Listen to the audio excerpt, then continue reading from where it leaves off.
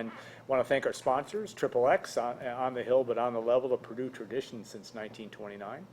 State Farm agent Trent Johnson, trentismyagent.com, and Hilton Garden Inn, when tomorrow's a big day, stay at HGI tonight. We've our 10th year of our show, and we've appreciated our long relationship with all of our sponsors over that period of time. It's been great. Brian, obviously men's basketball has started. Practice is underway. Matt Painter and company are, I mean, they've been working out, but they're now official practice has begun.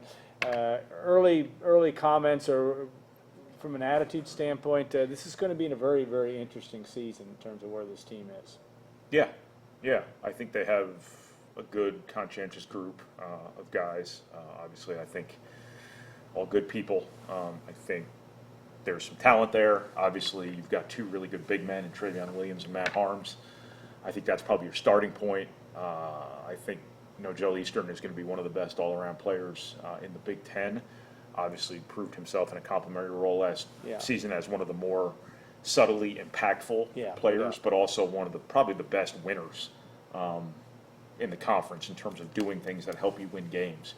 I think Jahad Proctor is going to help them. I think they've got a lot of shooters still. I don't know if they're necessarily as proven as they've been the last couple of years, but I think Purdue's going to be able to make threes all year long again. Purdue's got a good little run going here of being a pretty effective shooting team. When you look at the balance between the interior guys and Matt Harms and Travion Williams and the guys on the perimeter in terms of their ability to make shots, I think you have a good starting point there. Defensively, obviously I think Purdue should be better this season than they were last season, simply by virtue of the fact that you have arguably the two best individual defenders in the conference at the two most important positions to have an impactful defender, that being on the other team's point guard in Joel Eastern, or otherwise their best perimeter scorer, and at the rim, obviously, in Matt Harms. Now, if Purdue has to play bigger and ends up playing with Travion Williams and Harms on the floor at the same time more, there's going to be some defensive trade-off there, but I think on paper right now, Purdue would project to be a pretty good defensive team simply by virtue of the fact that they've got some really good pieces. I think there's some addition by subtraction as well for those who want to look hard enough for it from a defensive perspective. And I just think Purdue can be a very good defensive team. You've got one of the best defensive rebounders in the Big Ten in Travion Williams. Matt Harms is a good rebounder. Joel Eastern is the ultimate matchup problem in the Big Ten as a rebounder. I think Purdue, even if the offense takes a while to kind of come around in terms of how they're going to play, how they're going to produce, they should be able to fall back on defense and rebounding. Okay.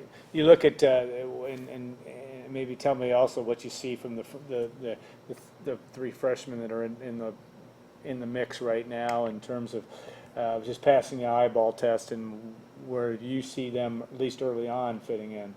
Yeah, I think Isaiah Thompson's going to help them more than people realize. I think he gives Purdue some quickness. Gives Purdue another shooter. He probably has the best range on the team. Whether that's applicable right away, I don't know.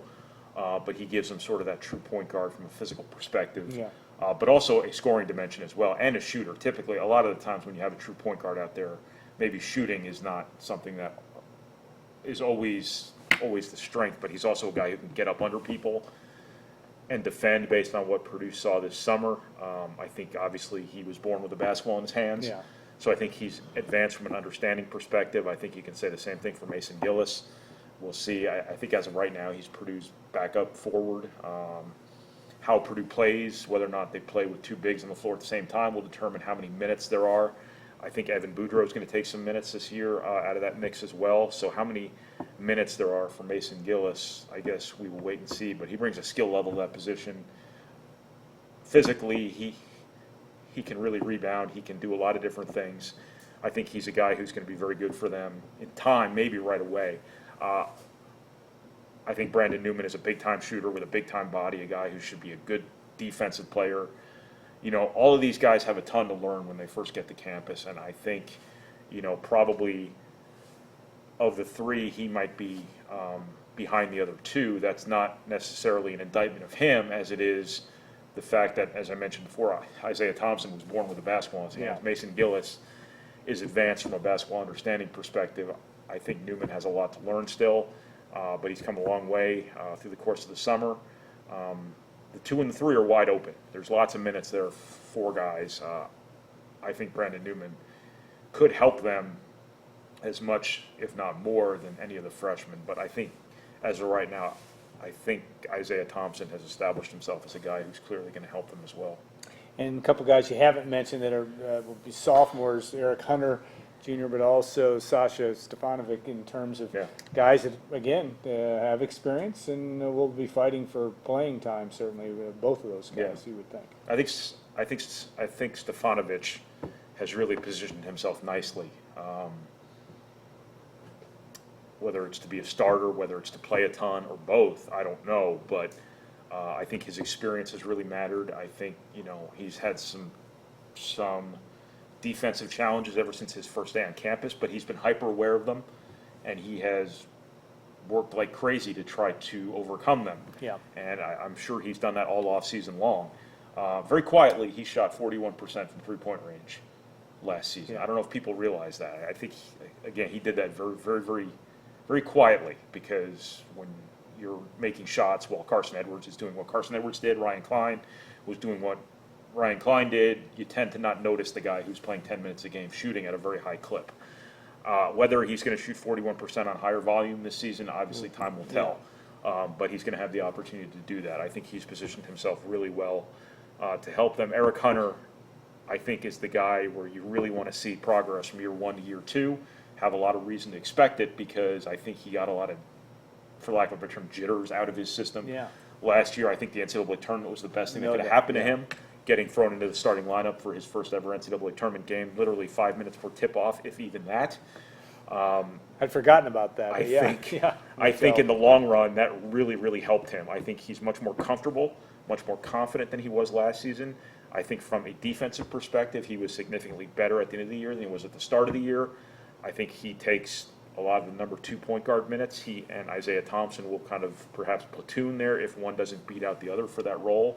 But he'll also play the 2. He'll also play on the wing a little bit, where he has to make shots. And I think, Purdue recruited him to be a shooter, and if you watched last season, you wouldn't have thought that, because he didn't shoot it well. And I think you can probably chalk that up to the jitters I mentioned before, maybe not always being ready to shoot, maybe not always being confident enough to be ready to shoot, maybe not wanting to shoot even on a team full of alpha offensive personalities. I think from an upside perspective, Hunter has a chance to be much better this season, but he's got to prove it. He has more competition for minutes now, than he did arguably, than he did last year, because Purdue didn't have a number 2 point guard last year. I know they used Carson Edwards a little bit as a lead guard, but in terms of straight up point guard, Eric Hunter got that job last year by default.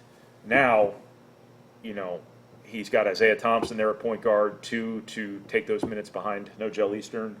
You've got a veritable cast of thousands between the 2 and the 3, probably 4 guys, all of whom are relatively equal to one another. I think Proctor and Stefanovic have probably separated themselves a little bit, but there's going to be a lot of competition there.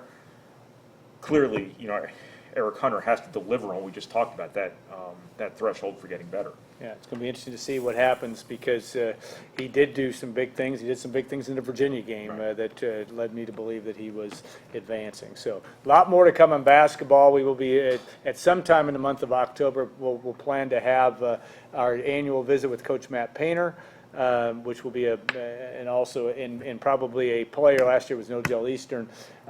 We may do that as early as next week. We're still working on details with that for our show. So, all right, we want to thank our sponsors, and that's Hilton Garden Inn and State Farm agent Trent Johnson, XXX. We thank you for all that you've done for us over the years here, our 10th year of our show here at Golden Black Live. We'll look forward to next week. And more details on guests and location, et cetera. But there'll be a lot to talk about after the Purdue's battle with Minnesota, which will begin tomorrow at 3:30 in Ross 8 Stadium. So have a great week, everybody. Gordon, thank you very much, and Steve Clark, et cetera. Everybody in the back room that made this happen. I don't know if Brad was back there today, but we appreciate all that you do to make this show happen. If you missed part of it, you got to get to Kelly Kitchell's Road Stories. If you can miss segment 2, definitely worth watching. They're all worth watching if you get the chance. We'll have that replay posted on the site here probably within the next 90 minutes. So have a great week, everybody, and enjoy the game tomorrow if you get a chance to watch it, which I assume you will. And we'll look forward to seeing you next week on Gold and Black Live.